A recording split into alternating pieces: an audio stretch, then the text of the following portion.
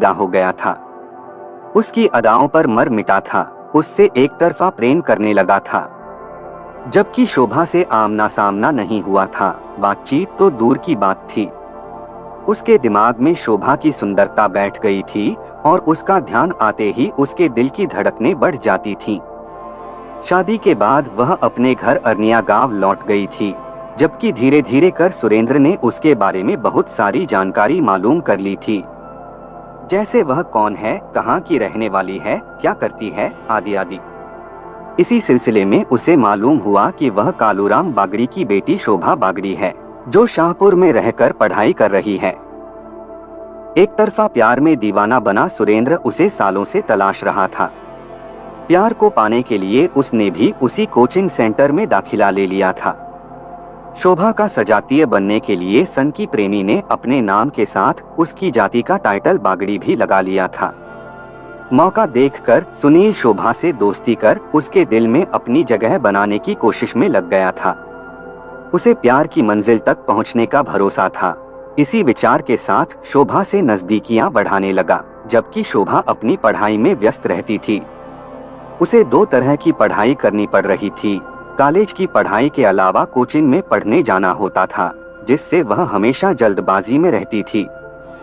सुरेंद्र के साथ बहुत ज्यादा समय नहीं गुजार पाती थी। शोभा आज के जमाने की लड़की थी, लेकिन उसके लिए करियर सबसे महत्वपूर्ण था। वह सुरेंद्र की दोस्त बन गई थी, लेकिन उसकी दोस्ती हाल समाचार के आदान प्रदान तक ही सीमित थी, जबकि सुरेंद्र उसे अपना जीवन साथी बनाने के सपने देखने लगा था। कोचिंग सेंटर में शोभा से अधिक बात नहीं होने पर वह उसे फोन पर बातें करने की कोशिश करता था। लंबी प्यार की बातें करने की शुरुआत करने से पहले ही शोभा कोई न कोई बहाने से फोन कट कर देती थी, जिससे सुनील उसका हालचाल तक ही ले पाता था। किसी तरह वह शोभा को इतना बता पाया कि 6 साल पहले उसने जब से उसे देखा है, वह उसे रातों को सपने में आती है। यह सुनकर शोभा ने हंसते हुए अपनी सुंदरता की तारीफ पर सुनील को धन्यवाद दिया। साथ ही यह भी कह दिया कि उसकी सुंदरता की सभी तारीफ करते हैं। इसका मतलब यह नहीं कि वह अपने रूप रंग की बातों पर ध्यान देती रहे। उसे फिजूल की बातों से मतलब नहीं है, पहले वह अच्छा करियर बनाना चाहती है। शोभा की बातें सुनकर सुनील मन महसूस कर रह जाता। उसकी स्थिति एक पागल प्रेमी की तरह हो जाती और वह गहरे अवसाद में घिर जाता। वह बार बार शोभा को समझाने की कोशिश करता कि उसने सिर्फ दोस्ती नहीं की है, बल्कि उससे मोहब्बत की है। बातों बातों में उसने कह भी दिया था कि वह उससे प्यार करता है। एक बार सुनील ने शोभा की एक सहेली के जरिए अपने दिल की बात पहुंचाने की कोशिश किया। उसके जरिए कहलवाया कि यदि वह उसके प्यार को नहीं स्वीकारेगी तब वह अपना जीवन खत्म कर लेगा। इस बात का असर शोभा पर हुआ। उसने तुरंत सुनील को अकेले में बात करने के लिए बुलाया। सुनील खुश होकर उससे मिलने चला गया। शोभा ने उससे कहा, सुनील, प्यार करना अच्छी बात है, लेकिन यह दोनों तरफ से होना चाहिए। तुम्हें मैं अच्छी लगती हूँ, इसका मतलब यह नहीं है कि मेरे दिल में तुम्हारे लिए जगह है। मैं लड़की हूँ, मेरा भी अपना बहुत कुछ है, मुझे भी अपने दिल की सुननी पड़ती है। समाज और परिवार की मान मर्यादा का ख्याल रखना होता है। सुनील बीच में ही बोल पड़ा, तुमने यही समझाने के लिए मुझे यहाँ बुलाया है। शोभा सहजता के साथ बोल पड़ी, नहीं, समझाने के लिए नहीं, बल्कि बताने के लिए कि मैं शादीशुदा हूँ। सुनील आश्चर्य से बोला, लेकिन तुम्हारी तो मांग सूनी है, गले में मंगलसूत्र भी नहीं है, शादी की कोई निशानी। शोभा ने अपने बारे में और स्पष्ट किया, तुम सही कह रहे हो, मेरी अभी मंडप पर शादी नहीं हुई है, लेकिन मेरी शादी 12 साल पहले एक शादी समारोह में ही तय हो चुकी है। मैं अपने माता पिता के फैसले को नहीं टाल सकती हूँ। सुनील बहस करने लगा कि यह सब बेकार की बातें हैं, मैं नहीं मानता इसे। आज के जमाने के अनुसार तो यह बाल विवाह जैसी बात हो गई। शोभा बोली, तुम जो कुछ समझो या कहो, मेरे लिए यह एक सच्चाई है। मैंने 12 साल पहले जिसे अपना जीवन साथी मान लिया है, उसे कैसे ठुकरा दूं? सुनील बिफरता हुआ बोला, मैं भी तो 6 साल से तुमसे प्यार करता हूँ। शोभा बोली, यह सिर्फ तुम समझते हो, इस बारे में केवल तुम्हें ही मालूम है। मैं तुम्हें एक दोस्त के अलावा और कुछ नहीं समझती हूँ। हम दोनों एक ही जाति के हैं, इसलिए भी थोड़ा लगाव है। शोभा की बात सुनकर सुनील का कोई जवाब नहीं निकला, लेकिन अंदर ही अंदर वह उससे नाराज था। उस वक्त उसकी आंखें नम हो गई थीं। उसने कातर आवाज में सिर्फ इतना कहा, शोभा एक बार ठंडे दिल और दिमाग से मेरे प्यार के बारे में विचार करो। शोभा इसका कोई भी जवाब दिए बगैर वहां से चली गई। सुनील के दिमाग में खलल पैदा हो गई। उसने किसी प्रिय चीज के खो जाने का अपने भीतर गुस्सा भी महसूस किया। उसकी आखिरी कही बात सिर्फ दोस्त हूं दिमाग पर हथौड़े की तरह पड़ने लगी। फिर भी सुनील ने उम्मीद नहीं छोड़ी। शोभा से बातचीत का सिलसिला पहले की तरह जारी रखा। आखिरी बार शोभा ने दो टूक जवाब दे दिया, सुनील तुम मुझे भूल जाओ, मैं अपनी इज्जत नीलाम नहीं करूंगी। यह बात सुनील के दिल में चुभ गई।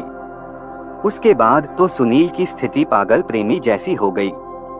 वह किसी भी कीमत पर शोभा को हासिल करना चाहता था। दरअसल शोभा के पिता ने उसकी शादी साल 2011 में जयपुर में चंदवाजी के अरनिया गांव निवासी राजू लील के साथ तभी तय कर दी थी जब उसकी दो बड़ी बहनों की शादी हो रही थी। राजू प्रतियोगिता परीक्षा की तैयारी कर रहा था। उसके चचेरे भाइयों के साथ शोभा की दोनों बहनों की शादी हुई थी। इस कारण शोभा के मम्मी पापा उसी परिवार में शोभा को ब्याहना चाहते थे। यह जानकर भी सुनील बागड़ी उर्फ सुरेंद्र मीणा शोभा के पीछे लगा हुआ था। मार्च 2023 के तीसरे हफ्ते की बात है।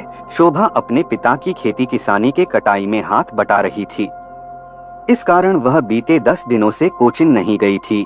सुनील उसे बार बार फोन कर रहा था। उन दिनों शोभा का फोन घर पर होता था। उसे लगा कि सुनील के लगातार फोन आने से घर वाले उसका गलत अर्थ लगा सकते हैं। इस कारण उसने सुनील के नंबर को ब्लॉक कर दिया था। नंबर ब्लॉक होने पर सुनील नाराज हो गया था। अपनी नाराजगी के साथ उसने शोभा की सहेली को फोन किया। उस रोज 21 मार्च की तारीख थी। उसने सहेली को शोभा से बात करवाने की जिद किया। शोभा की सहेली ने बताया कि वह 10 दिनों से कोचिंग नहीं आई है और उसकी शोभा से इस बीच एक बार भी बात नहीं हुई है। सुनील को शोभा की सहेली की बातों पर विश्वास नहीं हुआ। वह गुस्से में आ गया। उसे लगा कि शोभा के बारे में उसकी सहेली भी उसे बरगला रही है। सुनील के दिमाग में अजीब तरह की शैतानियत कौंध गई। वह आक्रोशित हो गया। उसकी मुट्ठियां भिंच गईं। उसने मन ही मन एक योजना बना लिया। इधर शोभा ने अपने मामा राजेंद्र चौधरी से बात किया। उनसे पीजी कॉलेज साथ चलने के लिए आग्रह किया। उसने मामा से कहा कि उसे कॉलेज में प्रैक्टिकल बुक जमा करवानी है और एक एफिडेविट बनवाना है। तय कार्यक्रम के अनुसार मामा उसके गांव आ गए। वह 25 मार्च को 10:30 बजे मामा और एक अन्य युवक विकास के साथ घर से निकली। उसने रास्ते में मामा से कहा कि उसे पहले अपनी सहेली के यहाँ कोचिंग के लिए एकलव्य एकेडमी में जाना है। सहेली से प्रैक्टिकल कॉपी लेनी है। शोभा के मामा उसके कहे अनुसार पहले एकेडमी गए, लेकिन वह विकास के साथ बाहर ही रुके रहे। शोभा अकेली एकेडमी में गई। पहली मंजिल पर ही वह सुरेंद्र से टकरा गई। उसने उसे जरूरी बात करने के लिए तीसरी मंजिल पर चलने को कहा। न चाहते हुए भी सुरेंद्र के कहे पर उसके साथ चली गई, लेकिन कुछ मिनटों में ही सीढ़ियों पर शोभा के चीखने की आवाज गूंज गई। तेज आवाज सुनकर कुछ स्टूडेंट दौड़कर तीसरी मंजिल पर जा पहुंचे। वहां जख्मी शोभा सीढ़ियों पर गिरी हुई थी, जबकि सुरेंद्र पास सटे मकान की छत पर कूदकर भाग गया था। उसे भागते कई छात्रों ने देखा। सभी तुरंत खून से लथपथ शोभा को निम्स अस्पताल लेकर गए, लेकिन उसे बचाया नहीं जा सका। कुछ घंटे में ही उसकी मौत हो गई। शोभा हत्याकांड की सूचना एकेडमी के संचालक ने पुलिस को दे दिया।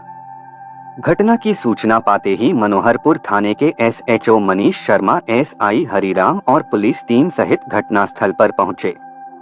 एकेडमी के संचालक और वहां के स्टूडेंट से उन्होंने छात्रा की हत्या के बारे में पूछताछ किया। फोरेंसिक टीम ने घटनास्थल के साक्ष्य जुटाए। उसके बाद पुलिस टीम निम्स अस्पताल पहुंची, जहां शोभा की मौत हो चुकी थी। शोभा के शव की तहकीकात इमरजेंसी में इलाज करने वाले डॉक्टर से कराई गई। इसी बीच पुलिस को मालूम हुआ कि शोभा का मर्डर करने वाला युवक भी इसी अस्पताल में जीवन और मौत से जूझ रहा है।